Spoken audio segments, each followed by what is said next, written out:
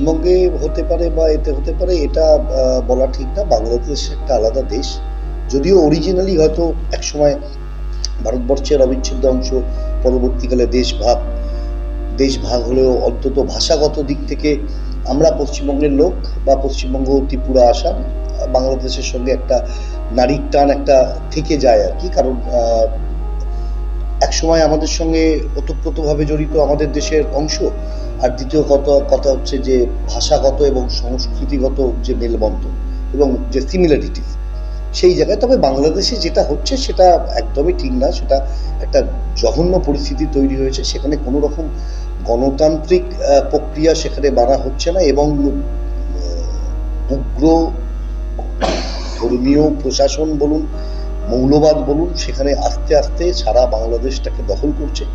এবং যখন বাংলাদেশে মুভমেন্ট শুরু হলো তখনকার যা পরিস্থিতি ছিল, বর্তমানে তখন যেভাবে খবর পেয়েছি, যেভাবে দেখেছি যে দেশের বেশিরভাগ মানুষই একটা পরিবর্তন চাইছেন বা ইত্যাদি ইত্যাদি।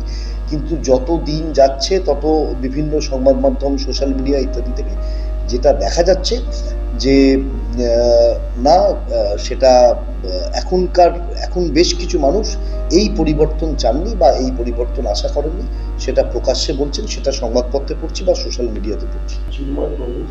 তার এবং তার সহযোগীদের নেতৃত্বে বা তাদের প্ররোচনে বাংলাদেশের জাতীয় পতাকাকে অবমাননা করে তার পতাকার ওপরে ইস্কনের সিম্বলিক ধর্মীয় পতাকা লাগানো হয় বা এটা সূত্রে পাওয়া খবর এবং ছবি আমরা দেখেছি। এটা কি আপনার যদি আপনার এটা হয়ে থাকে, প্রথমত আমি বলি এই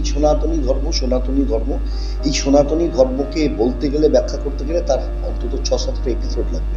মানে কোথায় উৎপত্তি এই ধর্মের, তারপরে এই ধর্ম আস্তে আস্তে এই মানে ধর্ম নয়, সনাতনী ব্যাপার মনে হচ্ছে একটা বিশাল ব্যাপার। সেখান থেকে অন্যান্য ধর্মের কিভাবে উৎপত্তি, হিন্দু ধর্ম কিভাবে তৈরি হয়েছে ইত্যাদি ইত্যাদি হচ্ছে, সেগুলো নিয়ে প্রচুর তর্ক আছে, মত আছে, বিপরীত মত আছে।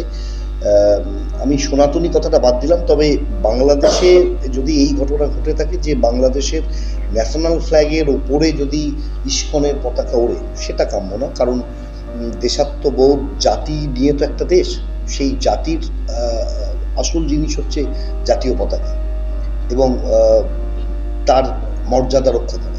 সুতরাং এটা কোনোভাবেই এটা মেনে নেওয়া যায় না যে জাতীয় পতাকার উপরে কোনো ধর্মীয় পতাকা উড়বে। তার কারণ হচ্ছে বিশেষত আমাদের দেশ আর ধর্মনিরপেক্ষ দেশ, সেখানে অনেক ধরনের ধর্ম আমার ভারতবর্ষে আছে এবং কে বড় কে ছোট নয়, আমরা সবাই মানুষ। সেই জায়গায় দাঁড়িয়ে জাতীয় পতাকা সবাই সম্মান করেন। তারপর তার নিজের জায়গায় সেখানে অনেক সময় কাস্ট, ক্রিড, কালার ইত্যাদি আছে, সেখানে রাজনৈতিক মত আছে। ভারতবর্ষের অনেকগুলো রাজনৈতিক দল আছে, তারা তাদের পতাকা নিয়ে চলে।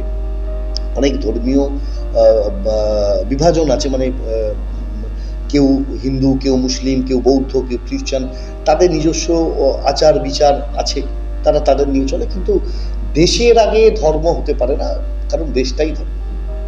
এর পরবর্তীকালে দেখা যায় যখন ভারত এই বিষয়ে মুখ খোলে এবং পশ্চিমবঙ্গের বেশ কিছু নাম করা হসপিটাল বা নার্সিং হোম তারা এই ব্যাপারে যখন মাথা বলায় বা মন্তব্য প্রকাশ করে, সেক্ষেত্রে দেখা গেছে যে ভারতের পতাকাকে তারা বাংলাদেশের একটি শিক্ষা প্রতিষ্ঠানের গেটের সামনে মাটিতে লাগিয়ে রেখেছে এবং সেখানে তাদের ছাত্রছাত্রী এবং তাদের রেগুলার যাত্রীরা পা দিয়ে মারিয়ে যাচ্ছে। ভারতীয় হিসেবে এটা কত অপমানজনক তো অবশ্যই। এর জন্য ভারতের প্রথম কথা আমি বলি, এটা শুধু অপমানজনক নয়, এর বিরুদ্ধে কড়া ব্যবস্থা নেওয়া উচিত। কিন্তু নেবে কে, নিচ্ছে কে? প্রথম কথা হচ্ছে, কলকাতাতে শুভেন্দুবাবুরা 4টে মিটিং করলেন, মিছিল করলেন, এই করে কিন্তু এই ভারতবর্ষের আমাদের জাতীয় পতাকার অবমাননা রক্ষা করা যাবে না।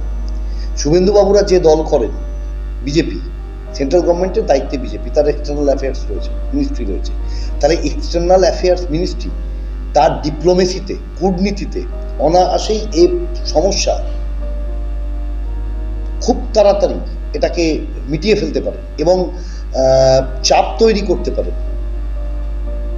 যে এই ধরনের জাতীয় পতাকার অবমাননা।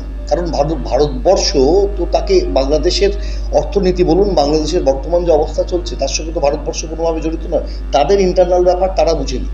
কিন্তু সেখানে যদি আমার দেশের পতাকার অবমাননা হয়, তাহলে আমাদের দেশের ইউনিয়ন মিনিস্ট্রি অর্থাৎ কেন্দ্রীয় সরকার, সেন্ট্রাল মিনিস্ট্রি তার এক্সটার্নাল অ্যাফেয়ার্স দিয়ে অবিলম্বে চরম চাপ সৃষ্টি করে বিদেশ নীতি অনুযায়ী এর সুরাহা করা এবং অপমানের জবাব দেওয়া।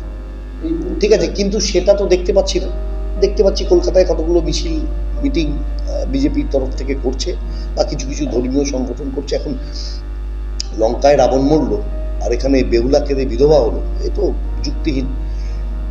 আজকে যদি আমার দেশ, সেন্ট্রাল গভর্নমেন্ট, তিনি যদি বাংলাদেশের এগেনস্টে কড়া পদক্ষেপ নেন, তাহলে নিশ্চিতভাবে জাতীয় পতাকার অবমাননার জন্য, তাহলে নিশ্চিতভাবে সেন্ট্রাল গভর্নমেন্টের পাশে এই ইস্যুতে, এই বাংলাদেশ ইস্যুতে সারা দেশের মানুষ থাকবে, যারা দেশকে প্রকৃতপক্ষে নিজেদের মা ভাবে, যাদের দেশের গৌরব নিজেদের গৌরব বলে তারা মনে করে, দেশ যাদের কাছে সত্যি গৌরবের বিষয়, তারা প্রত্যেকে এই ইস্যুতে নিশ্চিত কেন্দ্রীয় সরকার যদি কড়া পদক্ষেপ নেন, সেই পদক্ষেপে এই ইস্যুতে কেন্দ্রীয় সরকারের পাশে সারা দেশের মানুষ দাঁড়াবে বাংলাদেশ ইস্যুতে।